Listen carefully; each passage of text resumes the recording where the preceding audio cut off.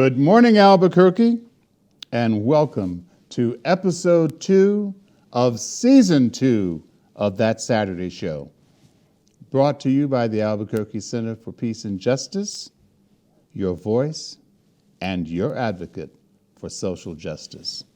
We have another great show lined up for you today that is designed to inform you and entertain you and leave us all smarter.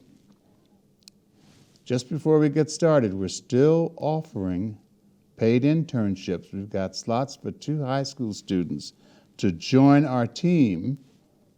And so if you're interested in learning about TV production, please contact us at the Peace and Justice Center at 505-268-9557 for more information. This is going to be an exciting year, and this is a time we want to take full advantage. We're observing Dr. King's birthday this weekend, and the March to Civic Plaza has already started. You can get down there after you've watched that Saturday show, of course. But the bottom line is this is a weekend of service, and we encourage you to do something good and something supportive in your community.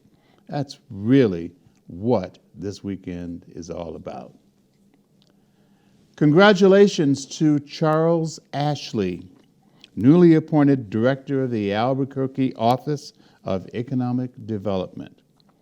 Charles is the first African American to hold a department head position in our city, and we should all be proud. There have been a lot of African Americans in other positions, but something as significant and as high level as economic development really makes a difference.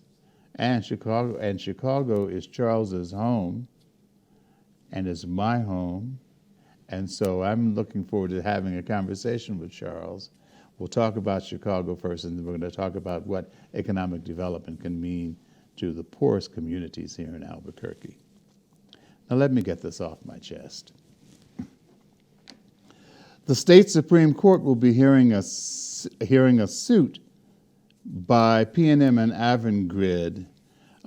They're attempting to get the Public Utilities Commission's ruling that rejected their application for a merger.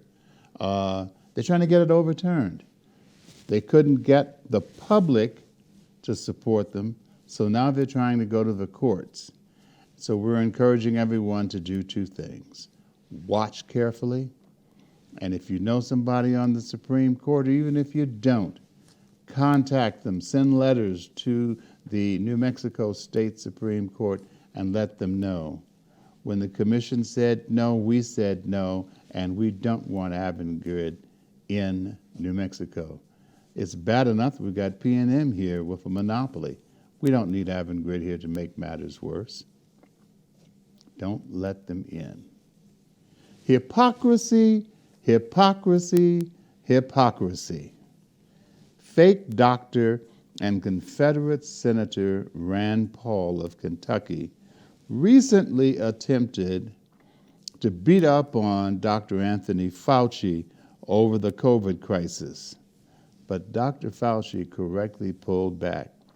He pushed back on him in a big way, and I am so proud of the way he handled crazy Rand Paul. He noted that the senator was merely trying to fundraise on his encounter with Fauci in the congressional hearings, the Senate hearings that they had, claiming that, he said Fauci was not doing his job and that the 800,000 deaths in the United States, were his fault and Joe Biden's fault, and we know that's a crock of bull.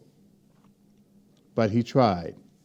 Fauci then pulled up a piece of paper that he had copied from Rand Paul's website, which basically said, Anthony Fauci must go, and then over in the corner it said, now send money to my campaign.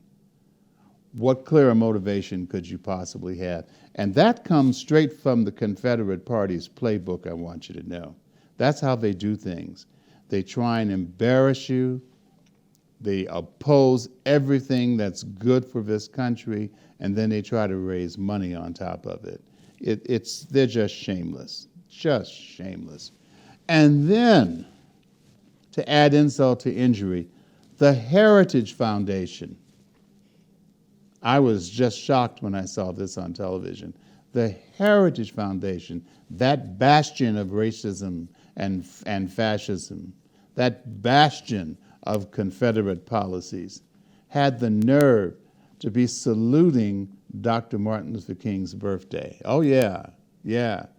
Saluting Dr. King's birthday with an ad, and this is the antithesis of the whole message, with an ad about military opportunities and about the military and what it has done for this country. Dr. King was anti-war. Dr. King did not uplift the military. And yet the Heritage Foundation tried to send this mixed message tying Dr. King to the military. That is hypocrisy at its height. Those two entities don't match. And something has got to be done about it. Shame. Shame on the Heritage Foundation, and shame on Confederate Senator from Kentucky, Rand Paul. They're determined to make certain that the South rises again, but we know better. We know better. Tom Dent, you've joined us, and I think we've got some things that we need to talk about. Well, let's talk about what's going on at the Peace and Justice Center for openers here. Well, we're shut down for about 2 weeks, but we're back open again and raring to go. At least as many people as can come in and help us, and people that are ready to show up for events. We got a few events coming up. We got Wellness Wednesday. We've got Transformative Communication every other Friday. And I'm excited about those things happening. In fact, the woman came in today to join the Wellness Wednesday agenda, who specializes in meditation. And so she's offering a program that starts at 11 and will run for about an hour and a half every Wednesday on meditation. And what time does chair yoga start? And chair yoga starts at 1:30 and runs until 3 o'clock. So we've got a couple of really exciting things happening already, and that's just Wellness Wednesday alone. Then we've got the Peace Cafe is back open, and I'm really excited about that. And a young lady today from one of the charter schools came in with crates of food. They said, we heard that your Peace Cafe is back open, and these are foods that are left from lunches that the kids aren't eating, or that the kids aren't even available to eat because a lot of the kids are not even in school right now. And so they decided to send them over to us. So when people come to the Peace Cafe, there are already prepared meals if they don't want what we've got to put on the table, and that's a good deal. Wow. Yeah. So we still have food distribution going on every Saturday, and that runs from when to when, Jim? Food distro starts every Saturday at roughly 8:30, 9 o'clock in the morning. People start lining up as early as 8. And it runs until about 10:30, 11 o'clock, depending on the size of the crowd. And I'm really always proud of Food Distro because we've got such a huge group of volunteers, and we've got other participating groups that come to the table there, like Trinity, for example. Trinity House comes and brings prepared meals, which is really important when you're dealing with and serving unhoused people. You know, they have no place to cook rice or beans or potatoes, but if they can get, you know, a warm container of soup or a warm plate of vegetables that have already been prepared, we've done something that's really, I think, important.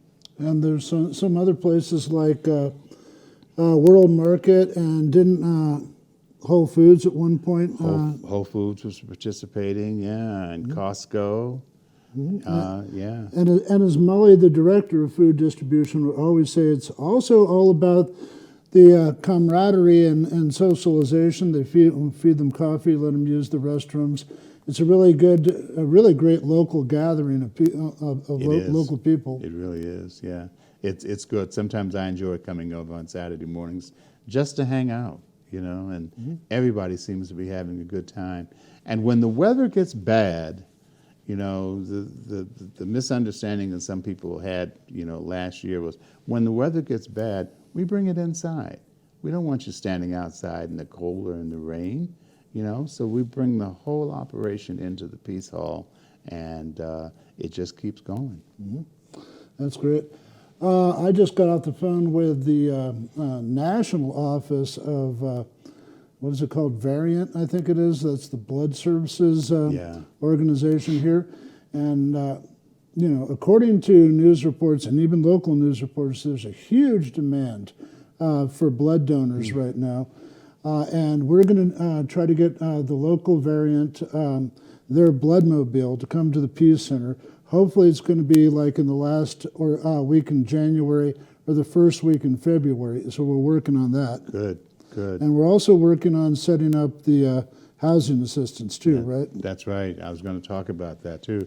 But that blood drive is so important because, people are, because of COVID more than anything else, because of the shortage of healthcare people, in not only here in Albuquerque but around the country.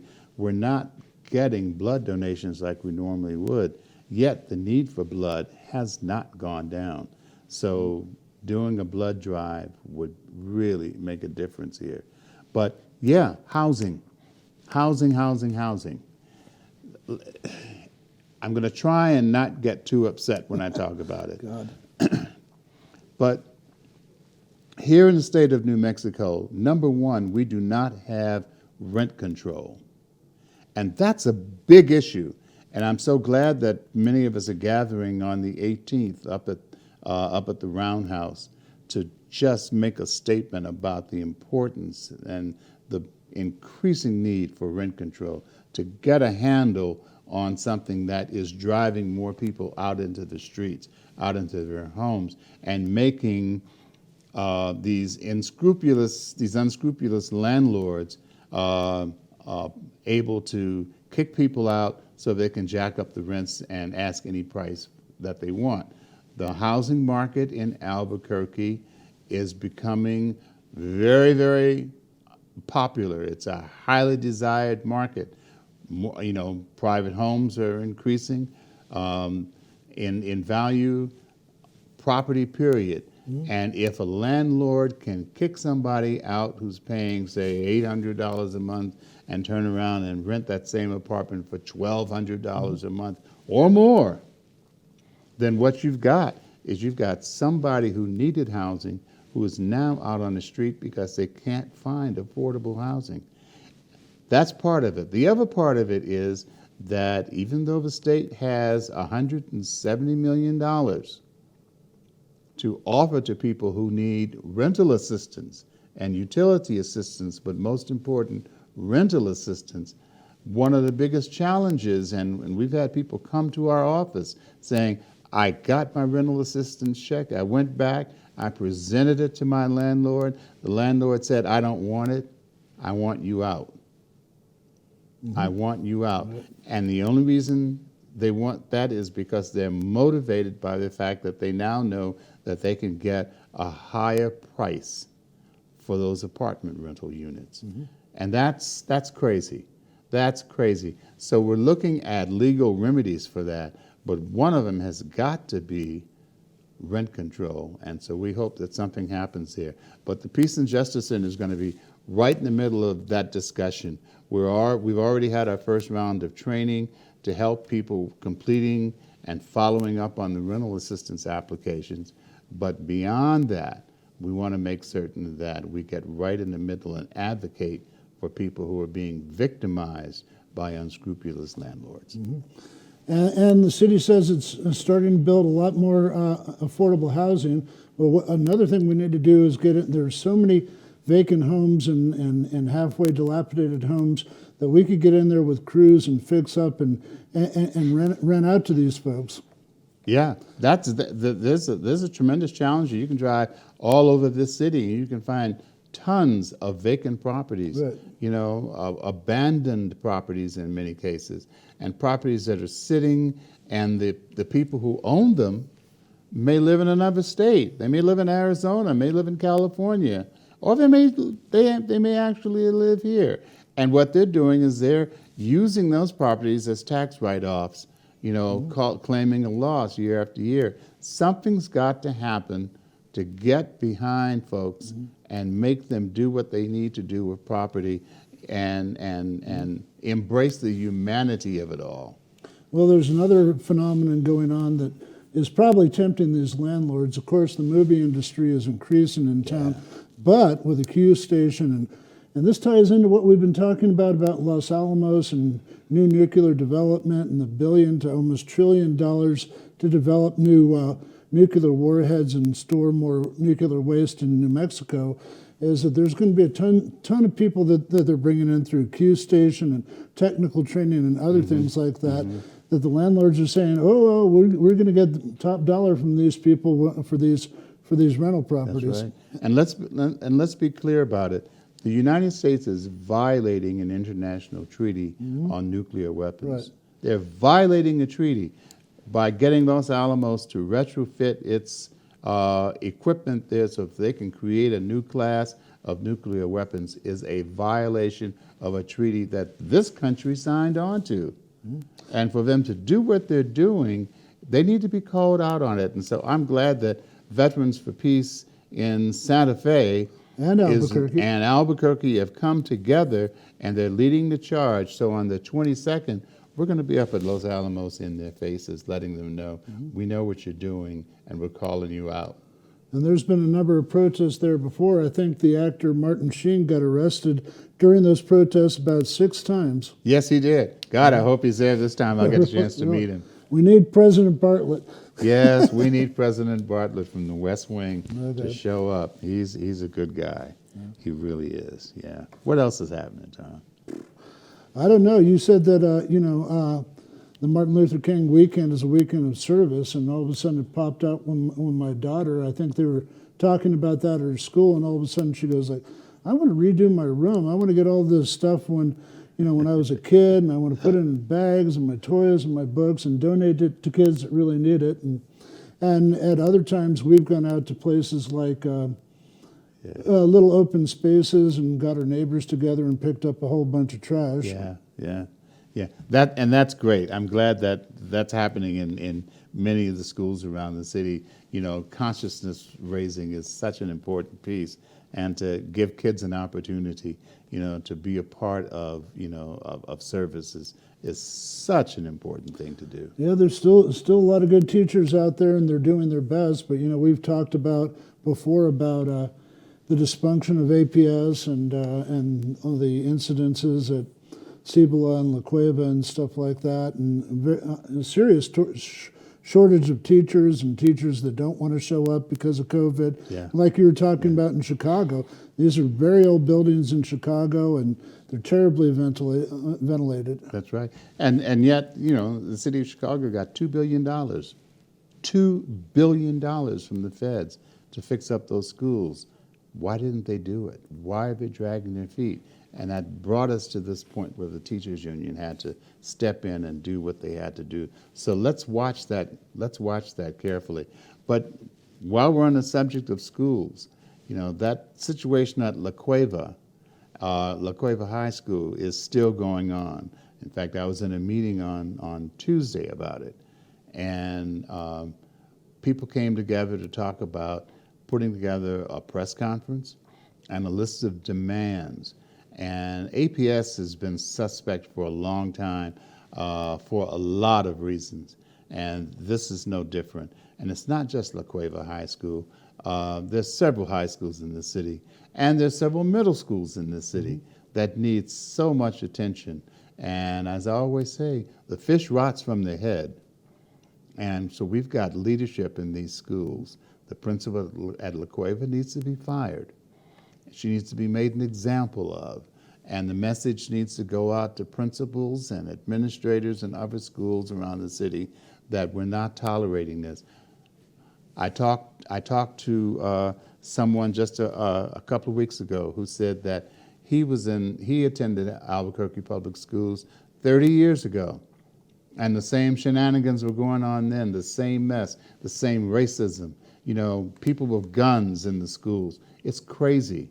It's crazy. And Albuquerque Public Schools has not taken the necessary steps to make critical changes. And it's a shame that's the case. We've got about a minute left, and I'm just wondering if there's anything we have missed there, Tom. I know we covered a lot of bases, and I'm excited about a new season of Good News News.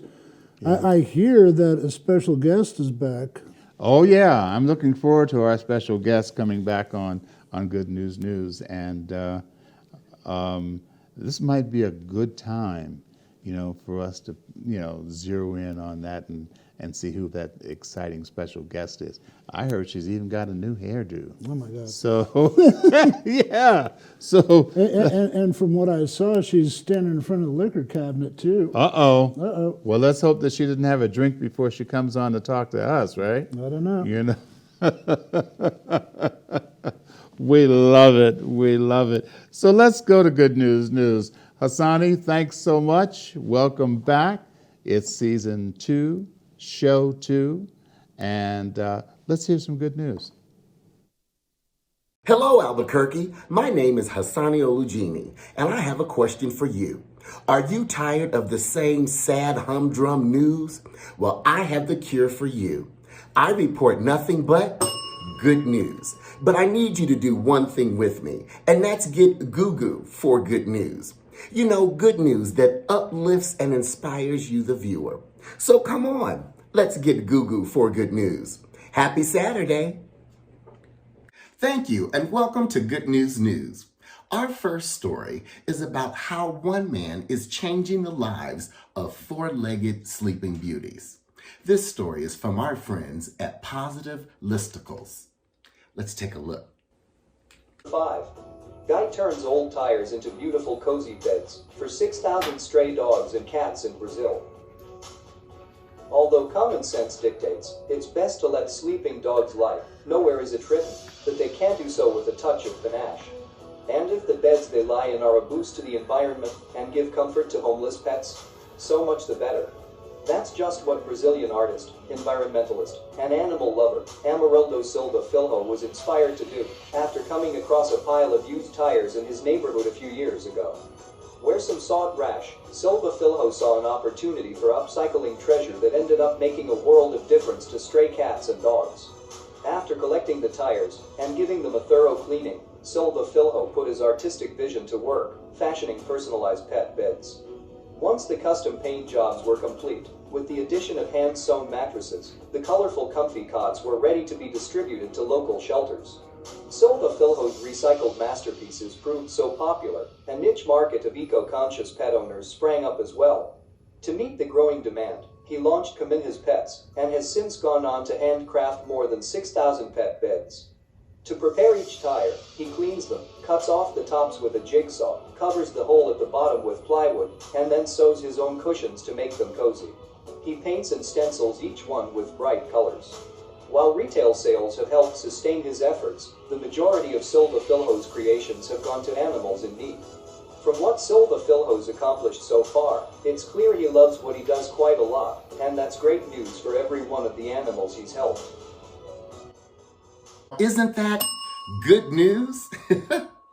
What does a dog and a cell phone have in common? They both have caller ID. Yeah, I thought that was funny. Jeez, lighten up. Well, our second story is about the heartwarming work of the group Veterans United Home Loans.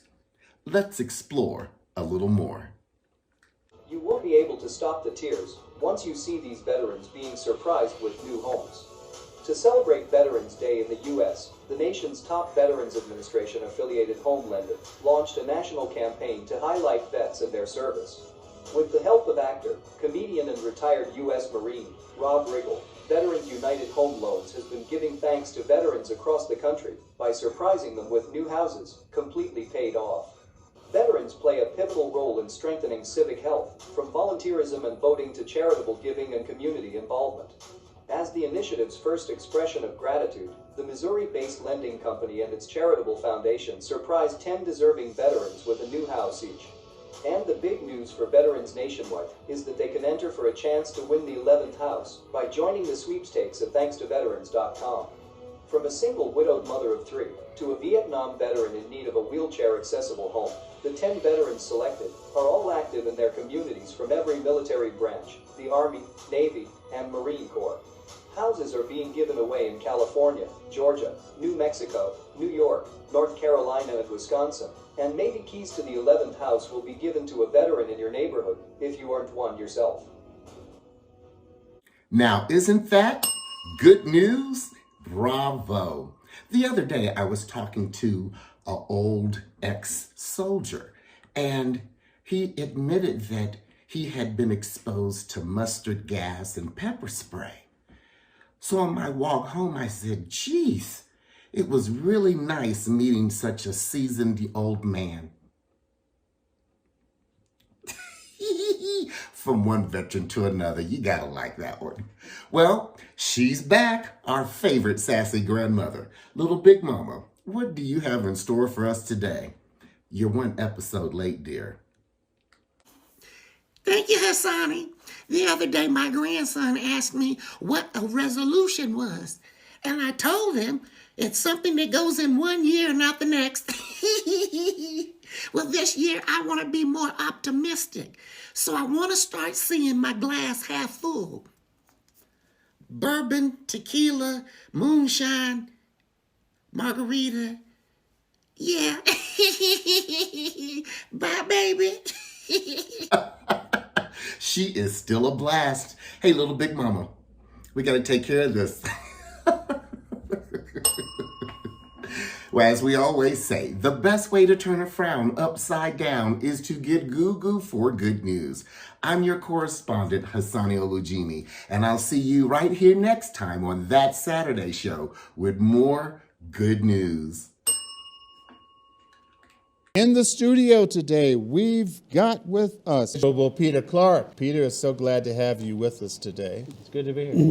Norman Patrick Brown of the Navajo Nation. And we were telling some war stories before the show started.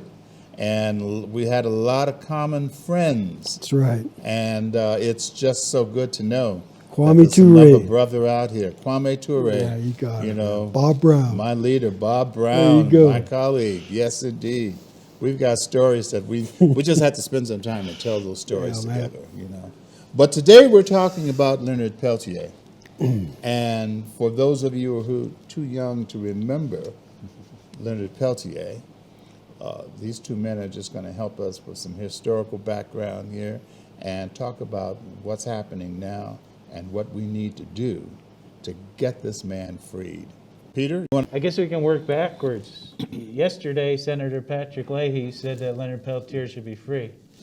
good, So one he's, more good one. he's one of the highest ranking members of the U.S. government to say that publicly. That's right. Of over 90 elected officials who have spoken up on behalf of Leonard. Norman and myself and our group, including Ida Gordon, who's up in Santa Fe, we've been meeting with members of Congress nonstop for years now, but particularly this last year in hopes that the new President Biden would act sooner rather than later to grant clemency for Leonard Peltier.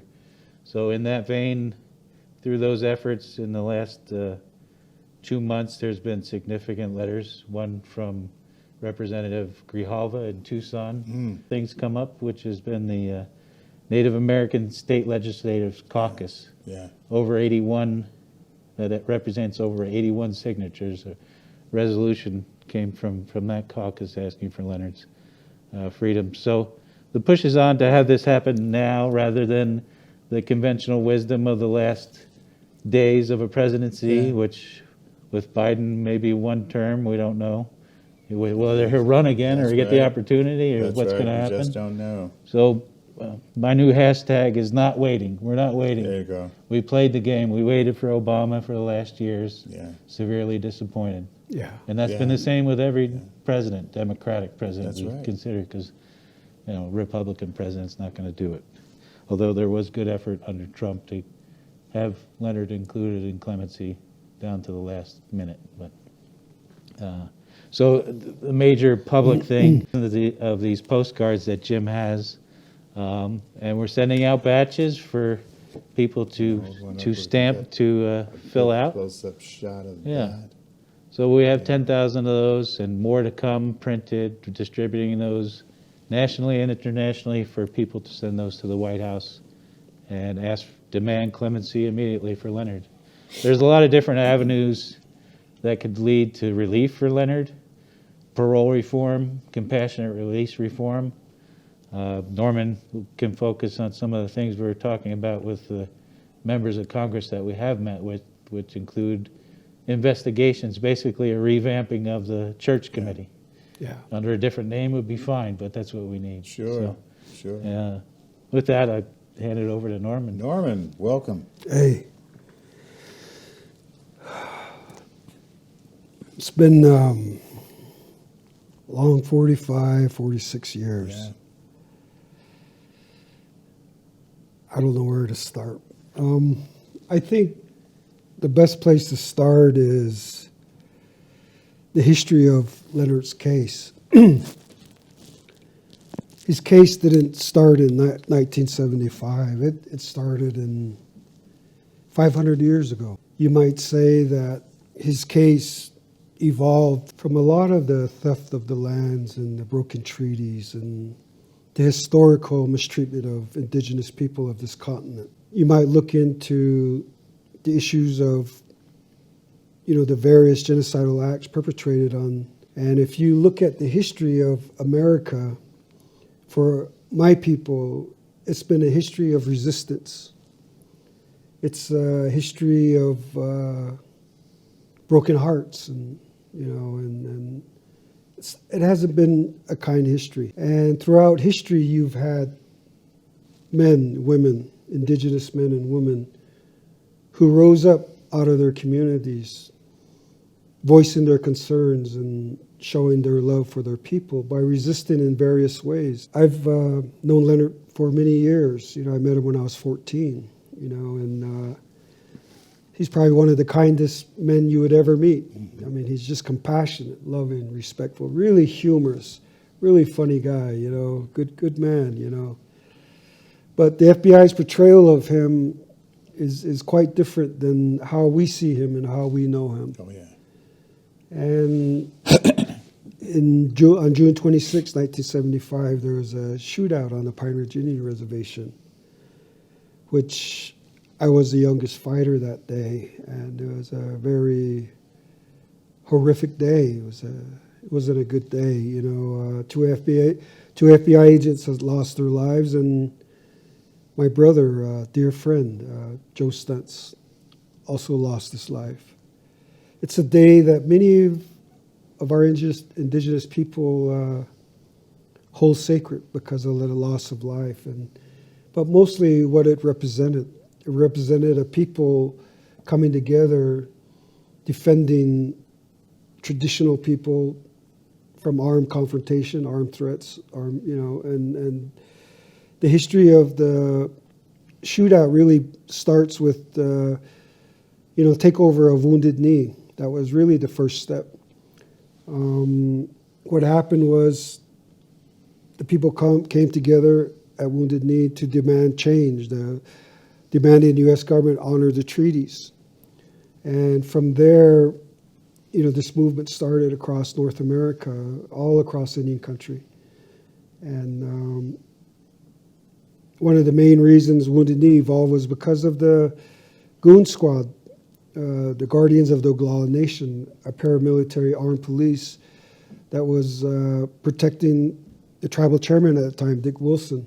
Mm. And historical facts bring out the FBI's involvement in the arming and training of these various members of the Goon Squad. Within that era, they called the Reign of Terror, where dozens and dozens of American Indian Movement members and Oglala traditionalists were outright murdered, assassinated, beaten, killed, kidnapped. You know, it goes on and on. So during that era, there was a lot of concern among the traditional people. You couldn't find help with the law enforcement because that was who was doing the oppressing. You couldn't go to FBI because, you know, they were helping the goon squad. So in 1975, there was a gathering in Farmington, New Mexico, because of the murders of Navajo men by young white men, and thousands of our people got together. Well, it was there where the Oglala elders had come to that AIM gathering asking for help. They were deeply concerned about, you know, the targeting of Oglala traditionalists and the AIM members, of which these grandmothers were a part of. And they asked for help, and just said, we'll go up there and we'll see what we can do. And we caravanned up there in a spiritual camp. People from all over the community began to come to our camp there in the Jumping Bull Ranch. And the stories we heard, the horrible, you know, the treatment, the mistreatment, and the threats and the violence was incredible. And as a 15-year-old, you know, my age, it was a really amazing time in my life, knowing the danger. I knew the exact danger I was in, and you know, we all understood why we were there. We were there for a cause, and Leonard was our leader. Well, anyway, real quickly, the people started coming and started telling us this is where they shot us, this is where they're going, you know. So our security force went out to these different places, and we actually started shooting back with the support of the other Oglala traditionalists. So this movement started growing on the Oglala Reservation, the Pine Ridge Reservation, to have this armed resistance saying enough is enough. So, you know, and the whole idea of Wounded Knee was for the Oglala people, with the support of indigenous people all across the world and across this country, was to form their own government. Mm-hmm. They wanted to you know, form their government, to create their own decisions, make their own decisions about their own life, about their own lands. So, you know, that was the gist of this whole process there on Oglala, on Pine Ridge Indian Reservation. So Leonard and this group that we had, you know, that was the main goal, was to support the Oglala people in their right to sovereignty. I don't like that word, sovereignty, but their right to independence. Right. So that movement gaining, and I'm sure there was a great fear in the law enforcement, of, you know, the agencies in the federal government, specifically the FBI, because if one nation wanted to go independent, you had 500 other tribes. You know, along with that was our resources. Yeah, exactly. You know, the coal, the oil, the water, the uranium, the forestry. That they no longer have any dominion over. You know? And you know, that's been the real fight. Material resources. Yes, exactly. And you know, and that's why the American Indian Movement evolved. And that's why, well, anyway, that day woke up to some shooting, and we ran up there, and we realized that there was a shooting going on. So I ran back, got the brothers, we ran back up there, and within moments, we were almost completely surrounded. Yeah. And there a gunfight ensued, where we had long-range gun battles, you know, and it was a horrific, it was an awful day. And at that time, there was two roads that encircled our camp. And as the shooting was up here, they told us there's the other road, there's SWAT teams coming. So they had asked me, another younger brother, to go, you know, watch over there. So we took off over there, and throughout the day we, you know, shot our weapons here and there. 2 FBI agents had gotten killed. But anyway, out of that, they had Blaine, who were acquitted in 1976 in Cedar Rapids, Iowa, of 2 counts of first-degree murder. And by that time, Leonard was in Canada. He had sought asylum up there because of the threats on his life. Right.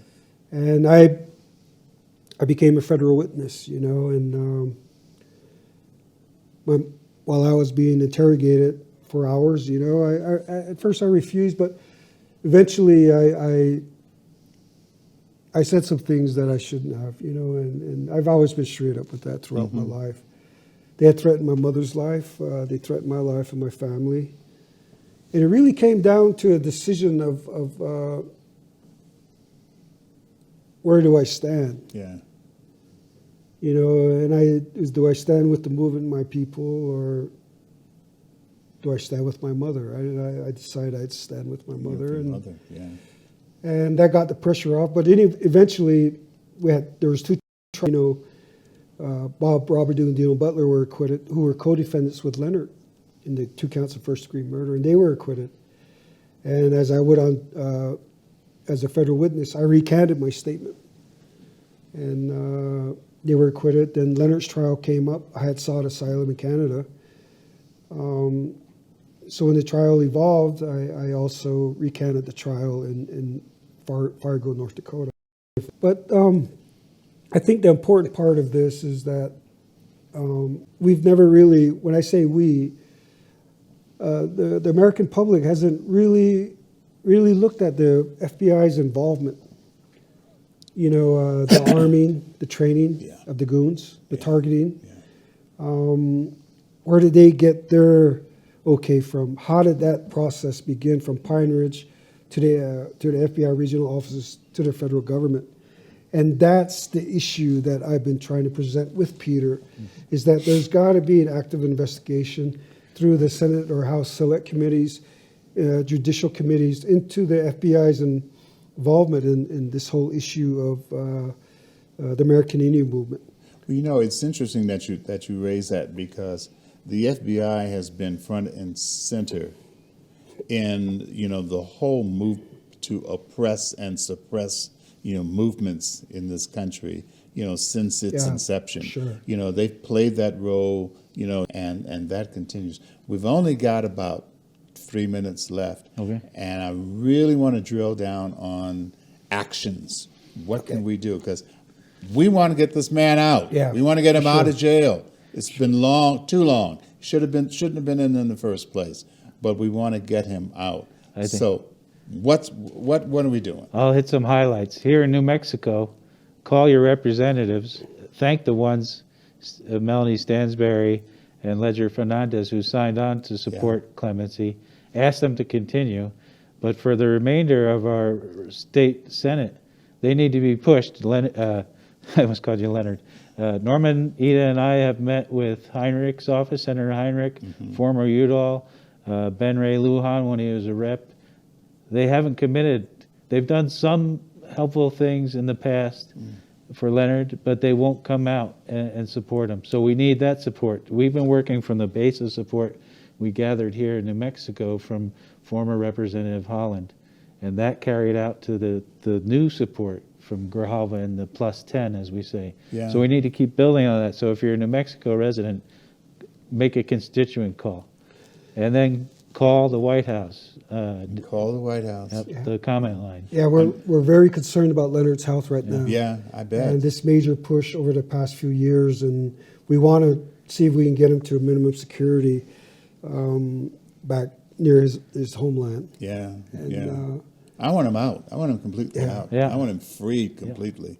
Because this is just ridiculous. Absolutely. It's just totally ridiculous, and it was that way from the beginning. If Norman has a minute, he can mention James Reynolds, who gave a significant statement. 30 seconds. Yeah, James Reynolds, who was a former prosecutor on the case with the Resmers for the 2 FBI agents that passed on, he asked for Leonard to be free. That's really significant. He's a former... He apologized to Leonard. He said, he I'm did. sorry. Yes, he did. And Okay. so call and the White House, email the White House, and just say free Leonard Peltier. That's all. You don't have to get into the details. It's such a legal case. This movement's picking up steam, y'all. Let's get on board. We've got work to do here.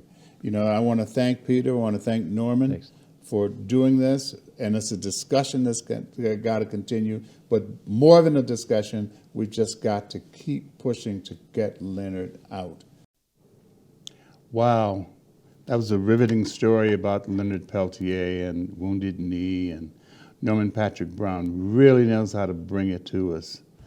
Now we're joined, however, by our show's director, Tom Dent, and we've just got a good cacophony, if you will. Cacophony, that's the word I'm going to use today, of items that we want to discuss with you. Tom, welcome back to the show. Happy Saturday morning, Jim. Happy Saturday morning to you. There's just too much stuff to talk about. We got the legislative session coming up. Like you probably said in your beginning remarks, and we talked about earlier, we could be living under a prospective authoritarian state at this point. It's pretty frightening, isn't it? Yeah, it really is. It seems like they've been rigging this for years, and it seems like if the Voting Rights Acts do pass, you got a stacked Supreme Court ready to knock this down, like they did to the original Voting Rights Act. Yeah. Well, the Confederate Party has got one advantage, and that is they know how to play the long game. And they've been playing this game now, since the 1860s when the original war started. But that Civil War has just continued. And so I've assigned the name Confederate Party to the old Republicans because that's what they are. This is a Confederate Party. And the South is doing all it can to rise again. And they're beating the Democrats like crazy. And there's all sorts of good stuff that we could put in motion if we got around that filibuster, and started working on the infrastructure and Build Back Better and voting rights for all. I mean, we could be providing tons of really good, high-paying jobs for people and improving this country. The filibuster, I don't want to say I don't understand it because I do. But it's one of the most racist pieces of procedure in the Senate that they ever came up with. And it's technically unconstitutional, too. And it is. But they don't care because they don't even care about the Constitution on that side of the room. In the meantime, I guess the thing that's on everybody's mind is it seems like Omicron, COVID, the lack of medical care for people who need it because all our hospitals are stuffed up to the max. I mean, that's we're just we're talking to some of the show people around here, and a couple of shows on cable have been on public access have been canceled because of COVID. We had somebody who was supposed to show up tonight to talk that couldn't make it because their house was quarantined. Yeah. It just keeps going. It just keeps going. It's just made me so nervous. I went out last Friday and got tested again. And you would think that you'd get your results within at least 24 hours, but I didn't get my results until this morning. Well, the mayor's been waffling about it, and one thing is, if they say, oh, we'll let workers back, or there's no problem if you can show test results, and I've seen tons of my friends, people on Facebook going like, I'm in danger of being fired from my job, or I was fired from my job because there are no testing kits available. Yeah, it's crazy. Yeah, it is pretty crazy. And I've got my daughter back into school, and she hasn't got her booster shot. She gets it next week, but I'm like on pins and needles right now. I almost wish that she was back home doing remote learning. Yeah. We've got about 30 seconds left in this discussion. Yeah, Time goes fast. It went fast. Yeah, but we should pay attention to what happened in Chicago. I'm curious to see how they brokered a deal with the teachers union to return to the classroom because the teachers were just adamant about not going back into the classroom. Well, my wife is on medical leave, and it's a good thing she's not at her unit because half of her unit is out with COVID. Okay. Wow. Got a lot to talk about, Tom. We can get back to it. Okay, and now I'm introducing the song at the end of the program. And that is? Chad Wilkins again. Chad Wilkins. All right. I'm excited about that. Thanks so much, Tom. We'll be closing out this week's show with a beautiful life-affirming song by international Australian artist Chad Wilkins. My daughter and I met Chad and his family at the two-day Love is Revolution Festival at the Lotus and Mineshaft Tavern Amphitheater in the spring of 2015. Lonnie McGinn and Shelley Johnson and all the artists and healers at the Lotus are major supporters of the Peace and Justice Center. Chad wanted to ask us and our viewers to support his new album, Hollow Bones So I Can Fly, premiering March 31st, with his early release of his well-known song, Say Yes, premiering December 31st on Spotify. So if you do have Spotify, please check it out, download it, and support it. Thank you.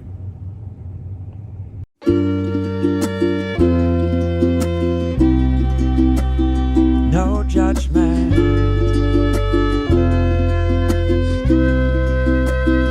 No judgment.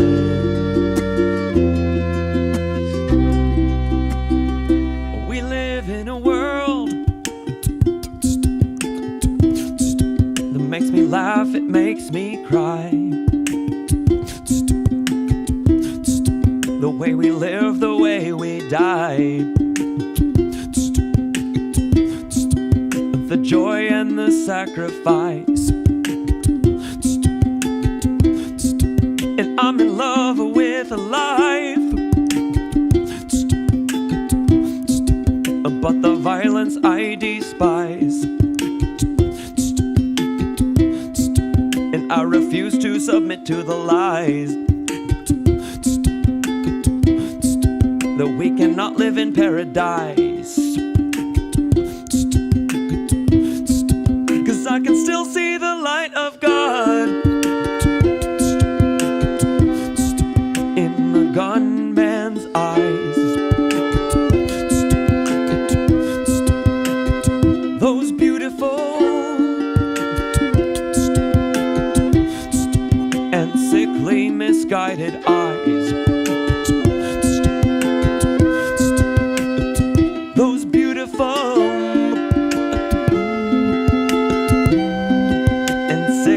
misguided eyes, they help me to realize that we're really all the same. Oh, we all feel love and pain, and we all wish to remain, and forgiveness breaks the chains, and this life is not a test. Pass to get to the next. For you're no different than the rest. So feel this deep down in your chest. No judgment.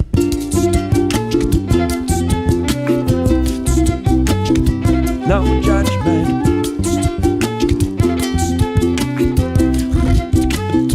No judgment.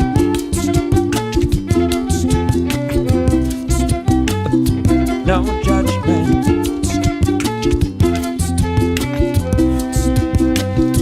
And so I think that it's time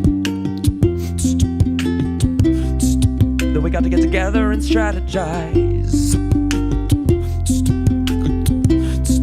We're gonna have to learn to unify,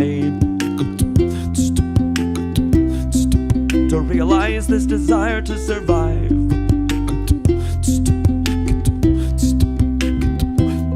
Look behind our mind's disguise, we'll see our ties, our interchangeable human lives, and compromise our sense of pride. Cause it's not about wrong and right. It's about love and fight or flight. And to those who have seen the light, you know it's not all so black and white. Because we're really all the same. But we all feel love and pain. And we all wish to remain. And forgiveness breaks the chains. And this life is not a test. Pass to get to the next. For you're no different than the rest. So feel this deep down in your chest. No judgment.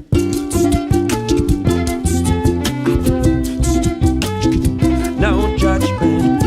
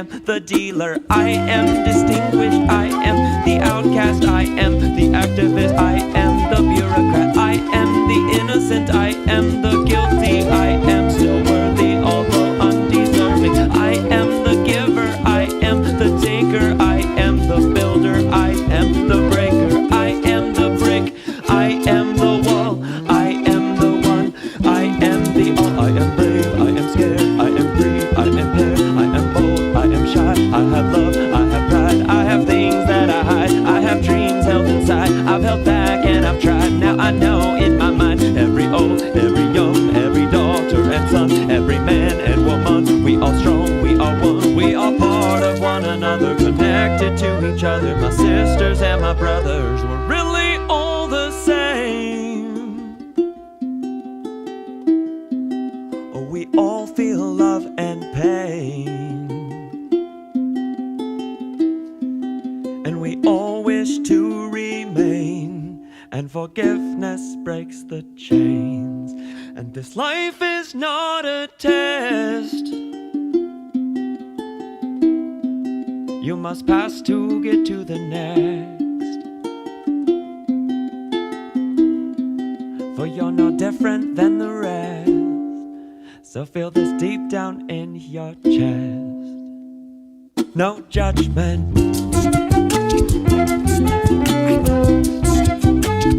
no judgment,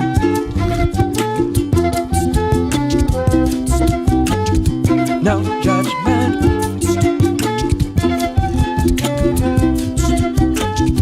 no judgment,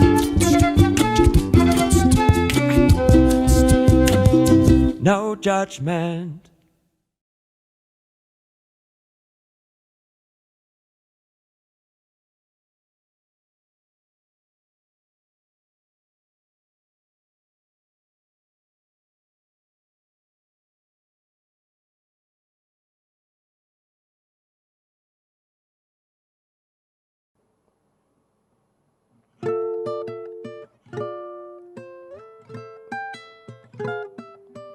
Until the next time, it's time to say goodbye. When you out here in the streets, keep it real, 505. We love everybody, we just want to let you know.